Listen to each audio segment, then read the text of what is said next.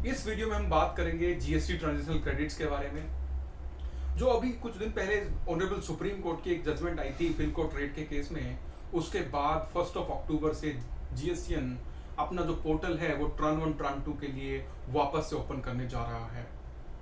लोगों को बहुत सारी कंफ्यूजन्स है कि ये जो अपॉर्चुनिटी है किन लोगों के लिए है और इसमें लीगल प्रोविजंस क्या है, किन किन सिनेरियोज में क्रेडिट मिलेगा और किन किन सिनेरियोज में क्रेडिट नहीं मिलेगा। आज हम उन्हीं सब कॉन्सेप्ट्स के बारे में, उन्हीं सब इश्यूज के बारे में बात करेंगे इस वीडियो में। तो सबसे पहले मैं स्टार्ट करता हूं कि ट्रांजिशनल क्रेडिट्स आखिर मिलेगा किनको। तो सबसे पहली कैटेगरी है ट्रांजिशनल क्रेडिट्स में, वो है रिटर्न्स के बारे में।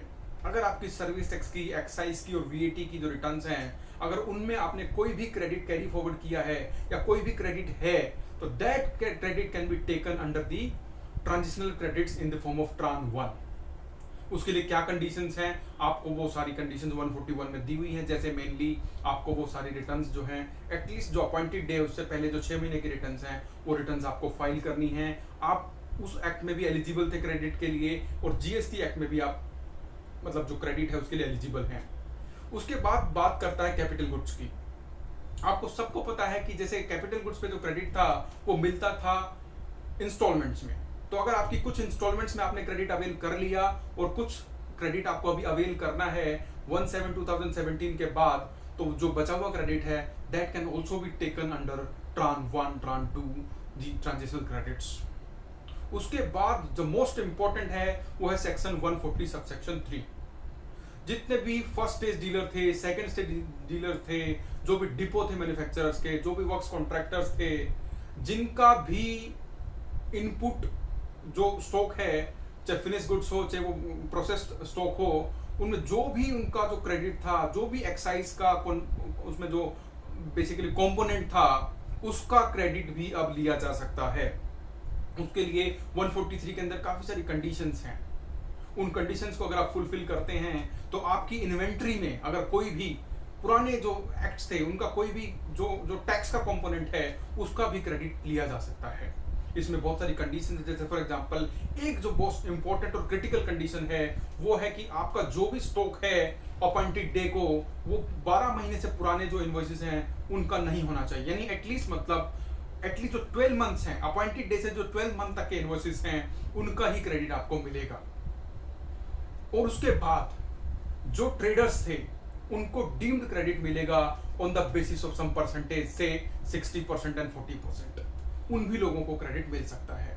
तो मतलब अगर हम बात करें, समराइज करें इन सारे प्रोविजंस को, तो बेसिकली 2-3 कैटेगरीज के ही लोग हैं जिनको ये क्रेडिट मिलने वाला है।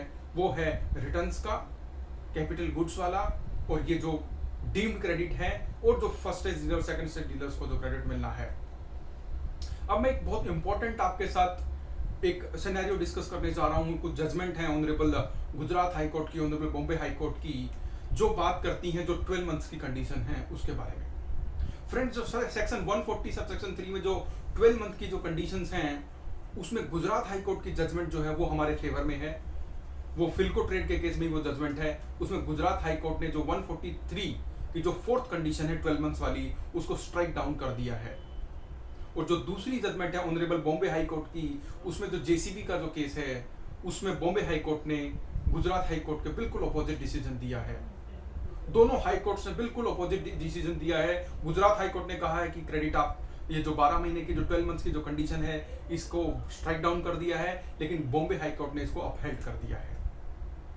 तो आप अब देख सकते हैं कि आपको किस बेसिकली तरफ जाना है। आप बॉम्बे हाई कोर्ट के साथ जाना चाह रहे हैं या गुजरात हाई कोर्ट के साथ जाना चाह रहे हैं, वो डिपेंड करता है आप किस ज्योग्राफिकल लोकेशन पे हैं।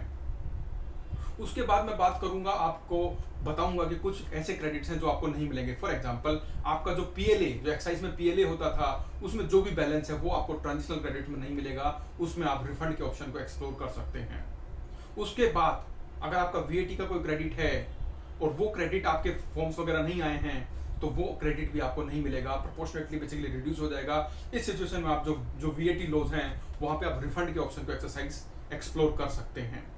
उसके बाद कृषि कल्याण सेस, एजुकेशन सेस, उन सब का भी क्रेडिट टेक्निकली ट्रांजिशनल क्रेडिट्स की फॉर्म में नहीं मिलेगा, लेकिन कुछ ट्राइब्यूनल्स की जजमेंट हैं हमारे फेवर में, तो आप अकॉर्डिंगली उन ऑप्शंस को भी एक्सप्लोर कर सकते हैं या फिर उनका रिफंड क्लेम कर सकते हैं। तो आई होप कि जो भी कंटेंट मैंने आपको शेयर किया, जो भी कंटेंट आपके साथ मैंने शेयर किया, आपसे कुछ वैल्यू आपकी उसमें ऐड होगी। Thank you so much watching for this video. Have a nice day. Thank you.